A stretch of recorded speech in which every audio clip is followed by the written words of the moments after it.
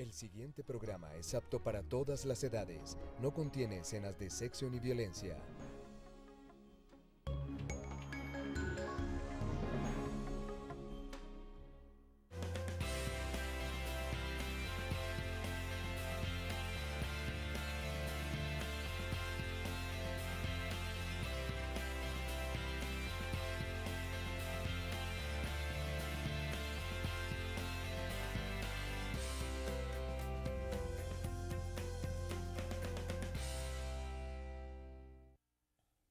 Muy buenos días. Hoy con ustedes aquí en este programa tan importante, tan interesante, tan delicioso, donde tenemos una información veraz, ágil, que nos interesa a todos. Hoy con un tema supremamente importante. Les recuerdo que soy Doris Amanda Henao Serna, su médica cirujana colposcopista, y que estamos atentos aquí a recibir todas sus observaciones, sus preguntas, sus inquietudes. Hoy tenemos dos invitadas del Instituto Nacional de Medicina Legal y Ciencias Forenses. Tenemos a la doctora María Mercedes Jurado.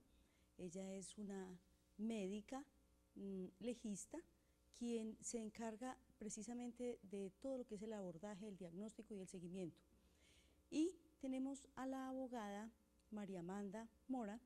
Ella también está pendiente de vigilar todo lo que es la parte legal y de lo que es la parte interinstitucional, donde se deben remitir los casos y todo lo que se debe analizar y seguir en vigilancia. Buenos días. Para este programa es muy importante tenerlas aquí y quisiera que nos contaras, doctora María Mercedes, ¿cómo es eso de la violencia de género? ¿Qué es violencia de género? Sí. Buenos días, doctora, buenos días, público. La violencia de género tiene que ver con todas las asimetrías que se han generado culturalmente en las relaciones entre el género femenino y masculino, que tienen como base el modelo patriarcal en el cual está fundamentado nuestra sociedad, y hace que ese tipo de asimetrías se reflejen en unas relaciones de poder entre género masculino y femenino, con desventajas para la mujer, que termina siendo víctima de una serie de violencias, tanto en el ámbito doméstico, en el hogar, como en el ámbito también laboral y en otro tipo de situaciones que se vienen reflejando en unas cifras que vienen preocupando mucho pues a toda la sociedad en general, y que desde tiempo pasado, de mucho antes, pues se viene viendo la necesidad de que se generen unas estrategias de manera que por un lado se visualice esta situación y por el otro se haga vigilancia, de igual manera capacitación. Entonces, por todas estas razones fue que en el 2009 la ONU promovió una estrategia para la atención integral a las víctimas, a las violencias de género, y el Instituto Nacional de Medicina Legal se acogió a estas estrategias y promovió la creación desde esa fecha del modelo de atención a las violencias basadas en género. Se generó este modelo y viene desde el 2009, y ya en el 2012 es cuando se crea como tal el modelo de atención a las violencias basadas en género. Y ya para el año anterior, 2014, cuando el instituto conmemora los 100 años, es que se hace promoción a una mayor escala de este modelo de atención a violencias basadas en género. De esta manera es que se ha venido manejando, y este modelo pues nos habla tiene varios componentes, entre los cuales tenemos que ver con el componente intrainstitucional, donde allí tenemos una ruta de atención, estamos una serie de profesionales que venimos siendo capacitados y de alguna forma tenemos mayor empatía con este tipo de situaciones. Por eso hemos venido trabajando en estas áreas, y se ha visto la necesidad de este modelo, parte de una necesidad también muy grande de trabajar de manera interinstitucional, Por eso hemos convocado desde el año anterior, hicimos una convocatoria con todas las instituciones, que eso fue para la conmemoración del Día de la Mujer, fue un grupo, una acogida muy grande, porque las instituciones vieron la necesidad de que nos integráramos, de que el instituto también se diera a conocer a la sociedad en general, que mostrara todo lo que se está haciendo, y ha habido una gran acogida. En este trabajo interinstitucional ha sido necesario que participen todas las instituciones que tienen que ver con la atención, como la alcaldía, que tiene un centro para atención a violencia intrafamiliar, el CAIBAS, el centro de atención también al menor, el CABIF, que tiene que ver con violencia intrafamiliar, todos estos grupos. Y también nos pareció muy importante que participaran las organizaciones de mujeres. Entonces también hay organizaciones de mujeres, ONGs, que vienen trabajando por los derechos de la mujer, que también hicieron parte, y de esta manera hemos venido desarrollando todas estas actividades. El instituto, como les mencionaba, en la conmemoración de los 100 años le dio mucha énfasis a esta estrategia, a este tipo de atención a las violencias de género, y en este momento de nuevo se plantea la estrategia para el próximo cuatrenio, que es del 2015-2018, y en este cuatrenio también se plantea de nuevo, como parte de la misión, estas estrategias de la atención integral a las violencias basadas en género. Entonces, cuando hablamos de la atención integral, el instituto da un viraje, en el sentido de que no solamente se trata de lo que de pronto se manejaba antes, que era médicos, peritos, solamente hablando de puntualmente de qué lesiones, sino que ese abordaje tiene que ver con todas las circunstancias y con todos los factores de riesgo que se puedan estar viendo en ese momento. Entonces se hace un manejo ya más integral, de manera que podamos estar viendo otras situaciones particulares, en este caso las situaciones de riesgo, y darle también alertas a la autoridad para que este caso mire en qué grado está de alarma o de alerta, para que se tomen medidas y se le dé mucho más énfasis. ¿Cómo actúa allí entonces? ¿Cuál es la intervención de la parte legal? La abogada del Instituto Nacional de Medicina Legal y Ciencias Forenses, la seccional Manizales, ¿cuál es su participación allí? ¿Cómo es que tiene que hacer usted hilvanar todo ese tejido?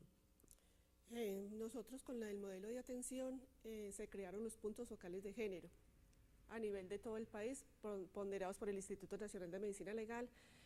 Estamos representando las regionales, las seccionales y las unidades básicas. Lo estamos haciendo con las instituciones, como dijo la doctora María Mercedes, a nivel interinstitucional, porque el instituto, teniendo en cuenta esta situación que cada día está en aumento más, la violencia de género y la violencia intrafamiliar, creó las 8 políticas estratégicas al interior del instituto para trabajarlas a nivel de todo el país. Y entre esas políticas propenden por el buen trato y la atención de buena calidad al bienestar de la usuaria, que nos llegan de violencia de género y violencia intrafamiliar a los puntos de atención de todo el instituto, que llegan allí ya previo una denuncia ante autoridad competente. Y nosotros ya hacemos el abordaje, ya el médico hace el dictamen y es enviado a la autoridad. Ya con ese dictamen ya la autoridad sabe qué debe de hacer, teniendo en cuenta todo lo que le generó ese delito a esa persona. Esas estrategias del instituto, esas 8 políticas, el primero es el compromiso institucional, que es la visibilización y el diagnóstico de la violencia, mediante la capacitación y la sensibilización a los funcionarios, porque desafortunadamente nosotros aún prejuzgamos en muchas instituciones. Llega una mujer con una violencia, afectada por una violencia de género, una violencia intrafamiliar, con una minifalda, con un escote, y desafortunadamente, no, claro, ¿cómo no le iba a pasar eso? Mire esa minifalda, mire ese escote. Entonces, ¿qué es lo que queremos? Primero que todo, sensibilizar y sociabilizar para los funcionarios con las autoridades a nivel interinstitucional. Y por eso, de ahí parte para la comunidad toda la importancia que esto tiene. No solamente porque la mujer tenga una minifalda, tenga un escote, es propensa para que la maltraten, ¿no? Por el hecho de ser mujer, ella puede usar una minifalda, es algo que está innato en su cultura, pero no es que lleve a la gente a tener el juicio, no, claro, es que por eso fue que pasó esto. Bueno, el otro es la identificación y el estudio de las variables de violencia contra las mujeres. Esto empezó con la implementación del primer observatorio del delito en Buenaventura, que las visibilidades que se están viendo allá con base en el maltrato a la mujer, que desafortunadamente en niñas desde los 8 años se está viendo mucho esa problemática allí. Entonces, por eso se realizó este observatorio en esta ciudad. El tercero es el estudio epidemiológico social, que debe empezar con políticas públicas de prevención.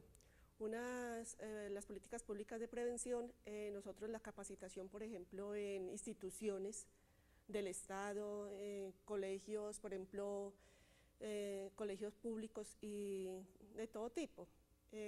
Uno de los temas es la prevención de delitos sexuales. No solamente dejar que esto ocurra y ya, bueno, la persona llegó aquí maltratada, una violación, vamos a ver qué hacemos, no, qué es lo que queremos nosotros con esos puntos focales de género, implementar políticas de prevención. Uno de los fuertes de los puntos focales es eso, porque queremos evitar qué. Bueno, el otro es el cuarto es el trabajo para el fortalecimiento de la investigación y mejora en la infraestructura física de las instalaciones. El Instituto Nacional de Medicina Legal está construyendo una sede propia en ese momento y probablemente nos la entreguen a finales de este año, probablemente en noviembre, diciembre, y vamos a contar con una infraestructura muy buena donde vamos a tener una atención más diferenciada de la que tenemos en el momento. El quinto es el auxilio a la Administración de Justicia, que es parte fundamental de la misión institucional, mediante la sensibilización a jueces, defensores, fiscales y a todo el personal de las instituciones que tiene que ver con la atención a violencias de género, violencia intrafamiliar y lo que compete pues a todo el servicio que presta el Instituto de Medicina Legal. El séptimo es el trabajo institucional con las instituciones, no solamente justicia, también a nivel de salud, a nivel de educación. Nosotros con la Oficina de la Mujer, que lidera la alcaldía, tiene unos programas muy buenos, incluso ellos nos dieron un material muy bueno, como son que son las rutas de atención, que es lo que hace la Comisaría de Familia, la Estación de Policía, el Centro de Salud, la URI, el CAIBAS, el CABI, que muchas personas confunden el CAIBAS con el CABI y no saben exactamente qué es lo que hace el uno, qué es lo que hace el otro. Y también los derechos que tienen las personas, las víctimas de este tipo de delitos. Nosotros queremos que se conozcan, que ellas sepan que pueden acudir a un centro de salud, que pueden ir a una institución de justicia y que son atendidas gratuitamente. Que no va a ir a una EPS y no, es que como no tengo la cuota moderadora, entonces yo no puedo ir. No, que sepan que es un servicio que tienen las entidades y está liderado por el gobierno nacional para que sean atendidas de una manera eficaz. Bueno, entonces aquí, ¿dónde nosotros podemos conseguir ese tipo de instructivo? Nosotros como puntos focales de género somos referentes. Nosotros aquí en Manizales, en la sección Alcaldas, la doctora María Mercedes, el doctor Leonardo Quintero de Armenia y yo, cualquier autoridad que quiera contactarnos, cualquier usuario, estamos dispuestos a orientarlos en lo que necesite. ¿Cómo hacemos para comunicarnos con ustedes? ¿A qué teléfono podemos El teléfono llamarnos? es el 86-886-0060 o el 886-0006. Nuestras puertas están abiertas. Nosotros somos una entidad del Estado. Nosotros queremos contribuir al restablecimiento de derechos. Repitamos esos números, por favor. 886-0060, 886-0006. Nuestras instalaciones están ubicadas en la calle 64A, número 2432, en el sector Palo Grande. Bueno, este tema que es tan álgido, que es tan importante, doctora Mercedes y doctora Amanda, vamos a colocar un ejemplo. Una persona es agredida, una mujer ha sido violentada. ¿Qué es violencia? Violencia es todo, se define como todo acto en el cual un agresor utilizando su poder, le causa daño a otro.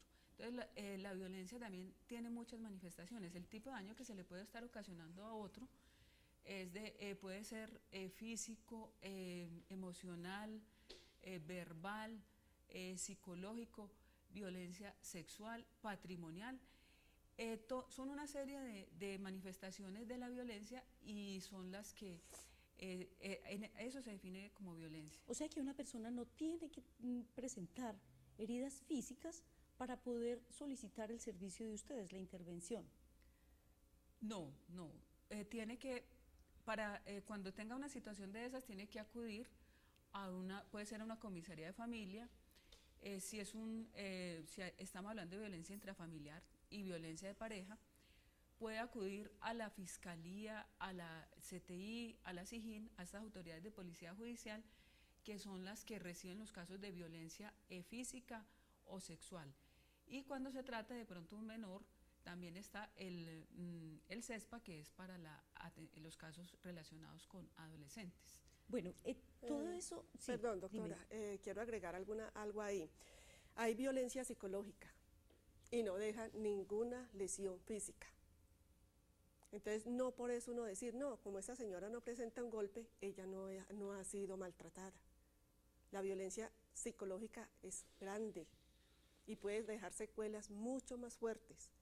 Las físicas desaparecen un tiempo, pero las psicológicas quedan ahí. Entonces, queremos decirle a la comunidad en general que no porque no haya un golpe que lo represente acá, un morado, listo, yo no voy a denunciar un maltrato psicológico porque no me van a creer, no hay ningún morado, no. Queremos decirle a la comunidad que pueden colocar la denuncia en las instituciones, en las autoridades que recepcionan las denuncias y acudir al servicio para realizar el examen. El mero hecho de acudir y denunciar es algo grande para esa persona, tanto para un hombre como una mujer o un niño o una niña. Sí, por eso el encabezado del programa dice violencia de género, no dice específicamente violencia contra las mujeres. Ajá. Sin embargo, nosotros, como decía la doctora María Mercedes inicialmente en el programa, ancestralmente hemos sido víctimas de un engaño colectivo, porque no hay peor machista que una mujer.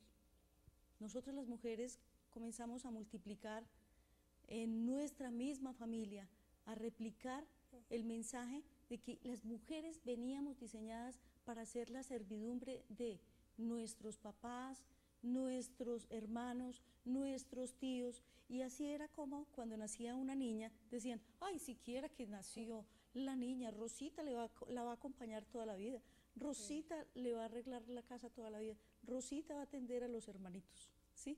Rosita va a atender al papá. Y cómo se veía que en nuestro departamento inclusive es muy frecuente observar los casos de incesto, cómo las hijas tenían hijos de los mismos padres. Así, esa idea se fue replicando y se fue comunicando entre una generación y otra como si fuera normal. Era normal que el papá llegara a agredir a la mamá, que la dejara totalmente derrotada y que, además de eso, abusara sexualmente. Tengo una anécdota. Hace muchos años yo atendía a una paciente y era una señora muy dulce, pero yo a ella la observaba con unas enfermedades que yo no encontraba como el oriente para poder llegar a cuál había sido el origen de toda esa patología de esa señora. Y algún día estuvimos con una franja muy larga de atención y llegamos al fondo de cuál era la situación. La señora era una paciente de 67 años quien fue abusada sexualmente por su propio esposo toda la vida y eso lo asimiló ella como algo normal, ¿sí? Entonces es muy importante que nosotros tengamos en cuenta qué es abuso sexual y lo tengamos muy claro. En este momento tenemos una pregunta. Buenos días. Buen día, Dios les bendiga, ¿cómo amanecieron? Muchas gracias, muy bien. Muchas gracias. Mire, les pregunto una cosita, doctores. Yo quiero saber si es violencia cuando uno va a una EPS, que es discapacitado, que es adulto mayor, que es muy enfermo y lo ponen a voltear para allá, para acá, para allá, para acá, se demoran para dar la cita. Sufre dolores terribles. Yo quiero saber qué pasos se debe seguir si es violencia de género. Dios las bendiga, muchas gracias. Muchas gracias. Qué pregunta tan importante, porque eso se sale de la casa y se va al contexto social. Doctora Mercedes. Bueno, sí, muy importante esa pregunta, doctora, porque precisamente cuando se planteó el modelo de atención a las violencias basadas en género, cuando tenemos en cuenta que esto tiene un marco normativo internacional y desde luego un marco nacional. El marco normativo internacional nos habla de que cuando hablamos de este tema, se hace énfasis y se va dirigiendo la atención también a grupos vulnerables. Entonces, el modelo con el que cuenta el instituto también menciona eso, lo que tiene que ver con niños, lo que tiene que ver con personas, adultos mayores y personas con discapacidad. Y también población que también haya podido ser estigmatizada socialmente, como la población LGBTI. También se tiene en cuenta eso. Entonces, el instituto cuando plantea este modelo, tiene dos enfoques, un enfoque de género, de derechos humanos, que es el fundamento en sí por el que surge este modelo, y el enfoque diferencial. Cuando hablamos de enfoque diferencial, se refiere a la atención que se le da de manera, es decir, que no todas las personas tienen que atender igual, sino que de acuerdo a sus necesidades se le debe dar prioridad. Nosotros en el instituto tenemos que tener presente, todos los que estamos en este tema, de que debemos tener prelación en estas situaciones particulares, sean por menores, sean personas mayores o personas que tengan algún tipo de discapacidad. Y esto también es un tipo de violencia que también nos plantea la señora. La ley también es muy importante que la gente, y venimos motivando cuando estamos en consulta, cuando estoy en consulta y en la oficina, nuestros funcionarios y a manera personal, le damos a conocer a las personas la ruta de atención. Y muy importante, algo que fundamenta esta ley, el marco normativo nacional, que es la ley 1257-2008.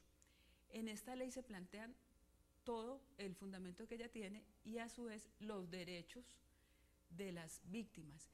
Y es muy importante porque la ley también va dirigiéndose a que la persona se empodere de su proceso.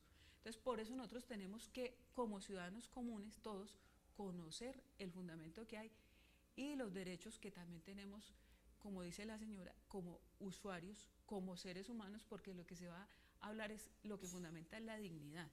Entonces, es muy importante, la ley 1257-2008, venimos haciendo énfasis desde hace mucho tiempo en la oficina, allí como instituto, y lo deben conocer todas las personas. Entonces, cuando las personas conocen esto, yo le digo a las personas víctimas, allí les digo, investiguen la ley y tienen que empoderarse de ella, porque con esta es la herramienta con la que va a acudir a la autoridad y no va a ser lo que teníamos antes, que era un Estado en el cual era solamente prestador de servicios. No, ahora es un Estado en el que tiene que fundamentar, prevalecer los derechos de las personas con el principio de la dignidad.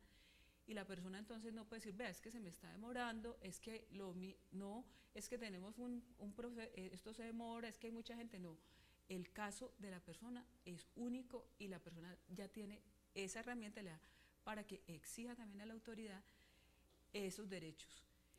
Aquí, doctora, con todo este tema tan importante, y nos estamos quedando muy corticos en el tema, porque el tiempo es demasiado corto, tenemos para hacerle un llamado a las entidades del Estado, precisamente porque con la implementación de lo que fue Familias en Acción, que Colombia aún es un país no preparado para ese tipo de institucionalización de un programa que puede ser tan impactante y tan importante, como es la mala interpretación de lo que es Familias en Acción, y observamos cómo muchas mujeres comienzan a tener hijos porque van a tener un aporte por cada hijo, y eso es ese es un pecado que está cometiendo el Estado.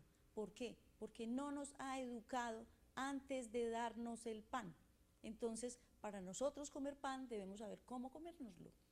Aquí es importantísima la intervención por parte de ustedes, porque ¿a qué está llevando? A que nuestras mujeres muy jóvenes se nos estén llenando de hijos, y cómo va a responder el Estado ante esa cantidad de hijos, y cómo va a responder el Estado ante esta cantidad de seres humanos y de mujeres que la mayoría de las veces no tienen un compañero definitivo. Por lo tanto, son personas que están solas, y cada vez, en vez de hacernos un bien, nos están haciendo un mal porque nos están multiplicando desmedidamente. Vamos llegando al fin y les recuerdo que este programa tiene siempre las puertas abiertas para cada uno de ustedes. Les agradezco inmensamente la intervención de hoy. Quedan invitadas para que vengan a darnos una mayor ilustración sobre el tema.